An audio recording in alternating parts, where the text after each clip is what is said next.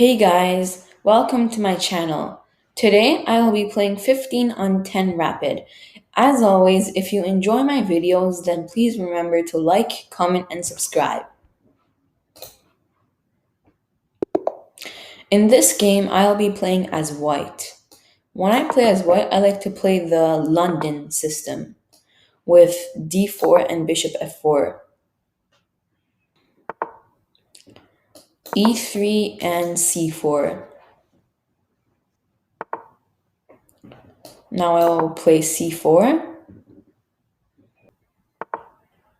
He plays b6. Now I can develop both of my knights.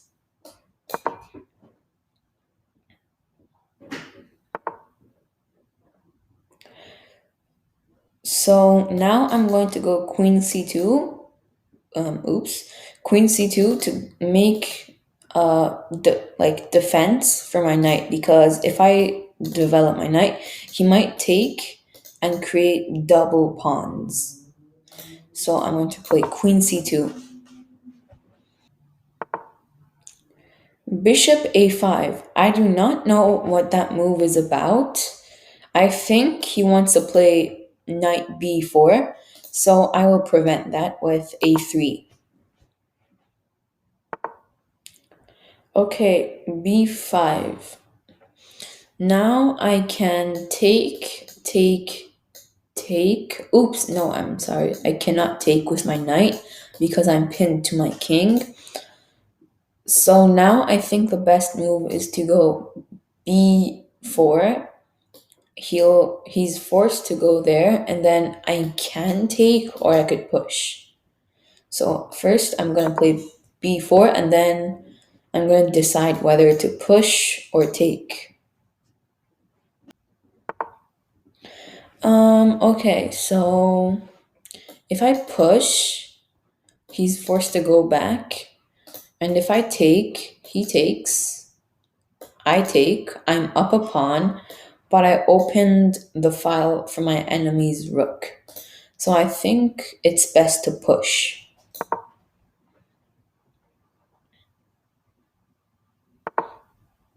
Now I have a very good pawn pyramid. Now I will play knight f3, developing my knight. Bishop b7. So that develops a bishop. So now I will probably go bishop d3, developing my bishop, and then probably kingside castle. Knight e7. So I think he wants to move his knight to f5 or g6. So I think he anticipated castling, and he wants to take my knight to damage my pawn structure over here. So I can move my knight, but then it'll be a target for pawns. So okay, I think I have a good idea. I can play bishop e4. He takes, I take, and there's no more bishop here. So yeah, I think that's a good move. And if he plays d5, I'll retreat. And now he killed both of his bishops. So now he's playing with... So this bishop is blocked, and that bishop is blocked.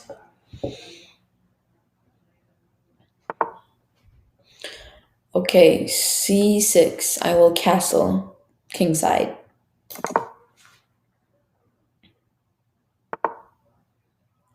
g6. I do not know what the purpose of that move is, but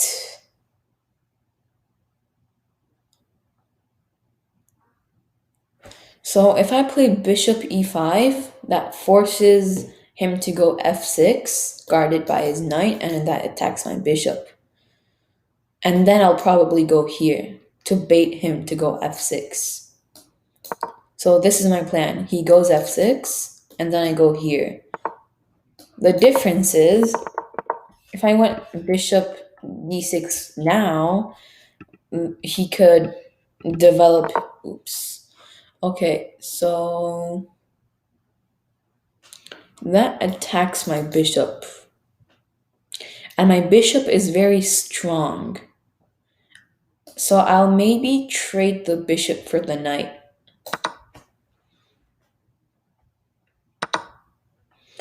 G takes f5. So now I'll probably bring my rook to the center. Yeah, I think that's the best move.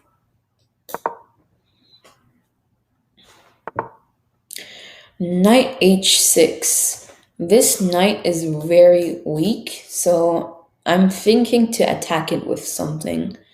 Like, I don't know, queen d2, e4, creating a attack, or maybe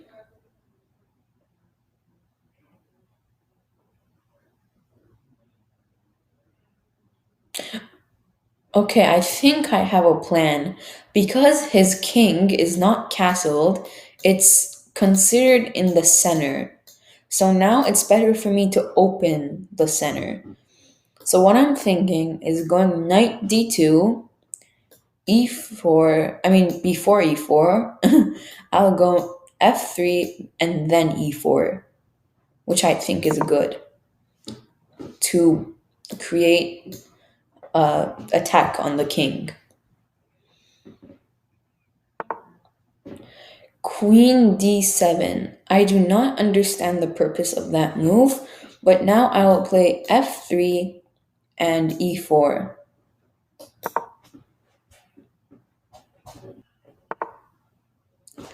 Rook g8. So that aligns a pin, the pawn, like my pawn is pinned to my king, but I don't see any threats. Maybe he wants to go queen g7, threatening mate, but I'll still go for my plan with e4. Oh, okay, long castle. So I think I have to turn my focus on this side of the board because everything is locked up here. There's really nothing I can do, but maybe I can play a4. If he takes, I take with the queen or rook, and I'll destroy him or mate him with these pieces and that.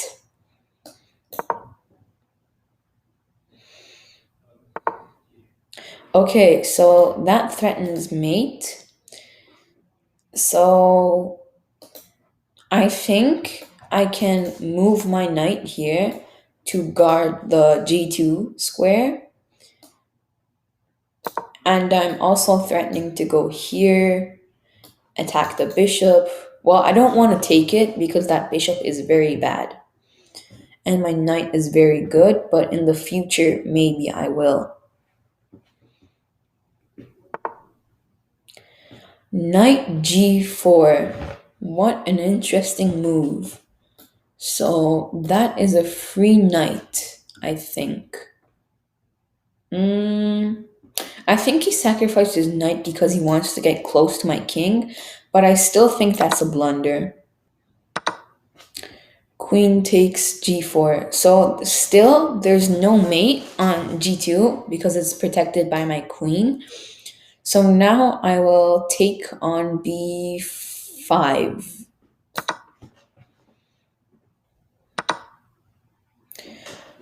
Okay, c takes b5. I think there is a tactic here with knight takes b5, a takes b5, rook takes a7. I think, I'm not 100% sure. So if I take here, he takes, I take his bishop. Yeah, I think it's okay. Okay, bishop b8. Obviously, I do not want to trade my bishop, but just a second. So, obviously, I don't want to trade my bishop, but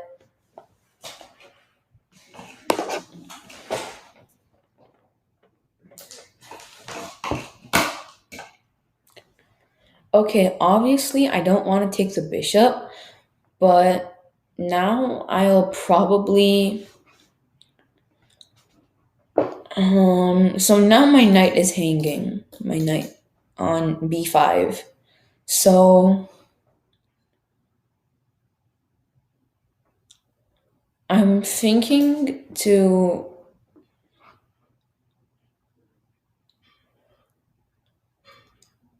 I honestly do not know. I think taking the bishop should be best because my knight is also hanging.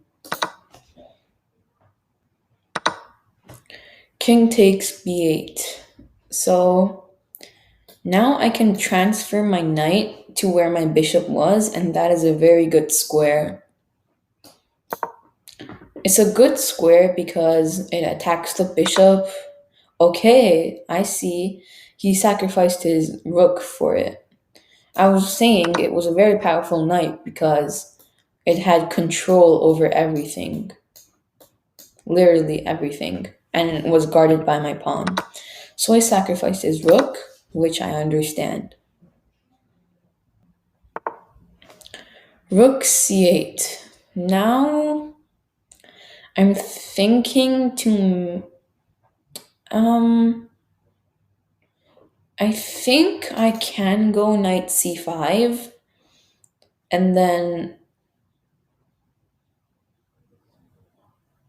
uh well no, I'm gonna get out of the attack first. If he retreats, I'm still going to go to the same spot to guard mate. Okay, he went there, attacking this pawn. Well, I don't think. Okay, well, there is a way for me to guard that pawn, and that way is with e5. F takes e5, d takes e5, and these two pawns will remain solid. But I'm also thinking about knight c5. That attacks the bishop, that attacks the pawn, and I think it's the best move. And it also threatens the check, so I think that's best. Queen takes d6. Now, a big decision. Do I take on a6 or b7?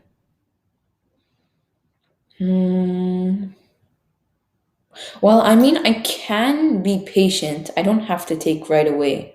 So I can attack the queen with the move e5, which I think is good.